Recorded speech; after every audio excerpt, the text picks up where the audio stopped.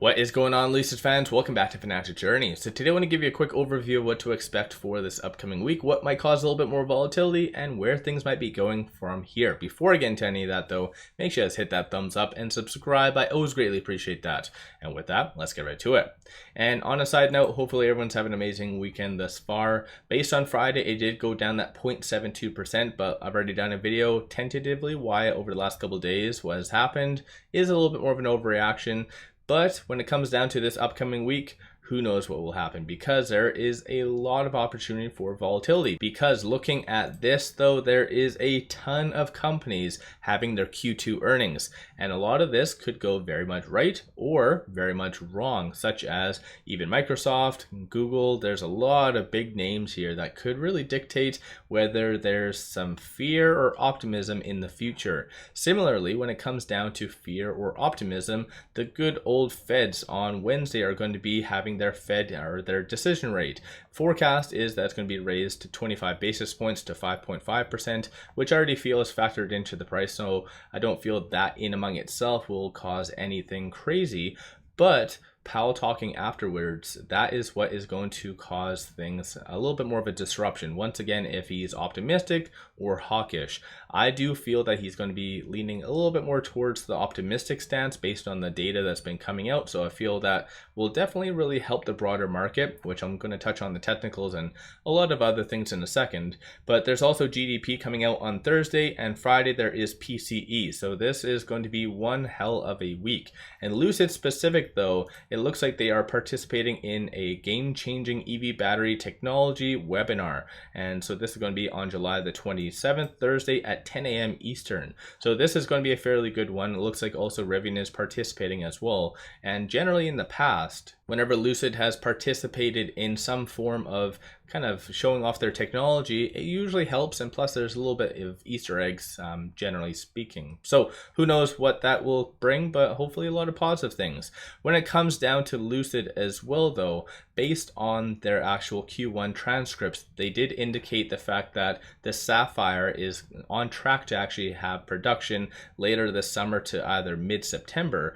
And based on their website, it looks like they actually have been really updating that. So it looks like you can actually fully reserve it now with everything. So again, I think this is a newer update on their website. I could be wrong. Keep in mind, I'm not a financial advisor, so you guys always do your own due diligence. So when it comes down to the Sapphire, I still stand by my stance in the past that I don't feel this is going to be a huge selling vehicle, but it is going to definitely be one of those vehicles that people look at. And this is going to be the pivotal vehicle for Lucid, at least in the short term. Of course, there's other catalysts such as the Pure and also the Gravity is coming out in 2023. So a lot of fairly good catalysts that's going to be floating around. But like I mentioned, I'm going to give you guys a broad overview of all the data points, what they're all saying and everything else. So this is the latest round of 13F. So institutions disclosing their positions to the SEC is kind of mixed. So not necessarily kind of anything standing out. There is some that increase their position 1,500%, but at the same time they have very little position to start off with, so not really anything crazy. A lot of the big players are going to be disclosing their positions in the first week of August, which is going to be exactly when Lucid does unveil their Q2 earnings. I believe it is on August the 7th. But one thing to note though is right now there is currently 130 ETFs that do hold Lucid in their position or their portfolios, I guess, and that is up from 121. So it's gone up roughly about 9 since at least I think just over about a quarter ago. So definitely I think that's a pretty positive thing in that regard. And a lot of them do have a fairly big position. So for instance, look like Van Eck does have a weight of 4.9% overall, and they have the heaviest weight of all of them. So once again, that's definitely a fairly good thing. But looking at some of the options activity though, based on Friday and a couple days prior to that, it was very optimistic. So there was $1.9 million in calls being purchased on Friday versus 1.01 million in puts. So clearly the puts is going up a little bit, but the calls is still basically what I've been talking on, how I do feel that it's been an overreaction, what has caused Lucid to go down and back into the sixes. So options activity kind of verifies that. Similarly, on Friday, there was 65% of all the options activity was bullish. And if you're kind of looking at the call, so this is a grid, just shows expiry dates and strike prices. It is anticipated to go between the $7 to $8 range in the next couple weeks. And it looks like right after their earnings, it's kind of all over the place. So nobody necessarily knows exactly where that is going to land.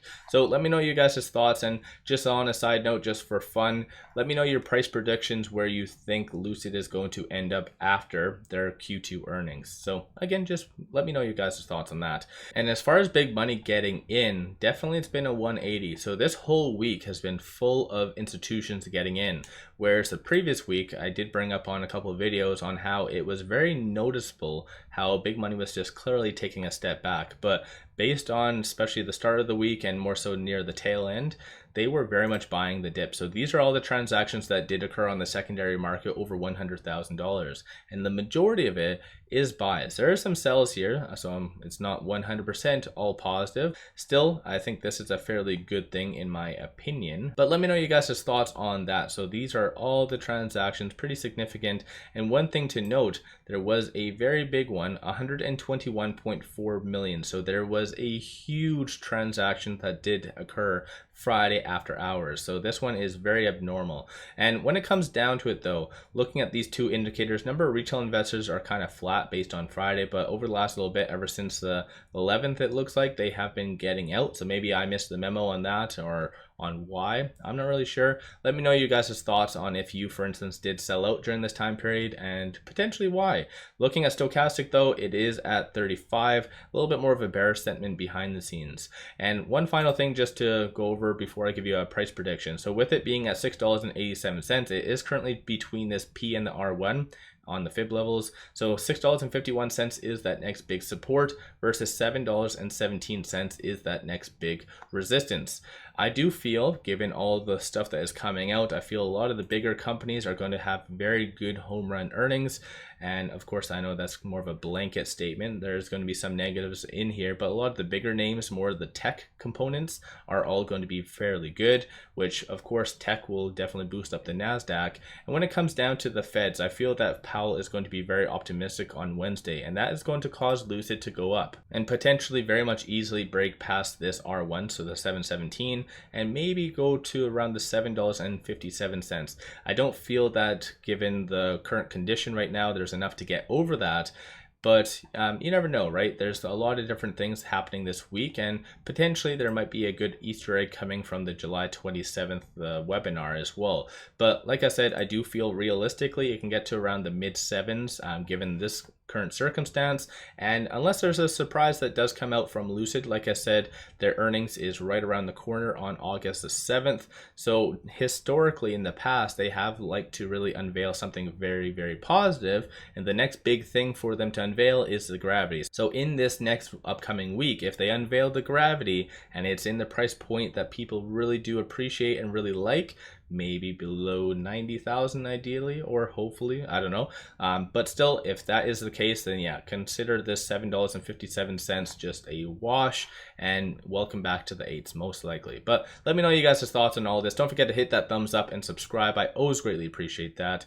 And actually, one final thing. When it came down to AMC, so there was a lot of activity for AMC Friday after hours, so that might actually result in a little bit more of an overflow into Lucid. On a side note, just wanted to bring that up because when it comes down to companies such as Citadel losing a significant amount of money on AMC, for instance, they are going to mitigate some of their risk and close out some of their other positions, and that might be Lucid. So while I'm at it, I'll just give you guys a quick overview of that. So short score is currently 74, utilization is 76.01%, and looking right here, so 1.15 million shares were returned on Friday, but still 21% of the free float being shorted for Lucid. That's kind of high, especially considering Lucid actually does do a fairly good job. And they have a very good lineup of vehicles, even like I said about the Sapphire, which is just like, how can Lucid be shorted at this stage? 21%.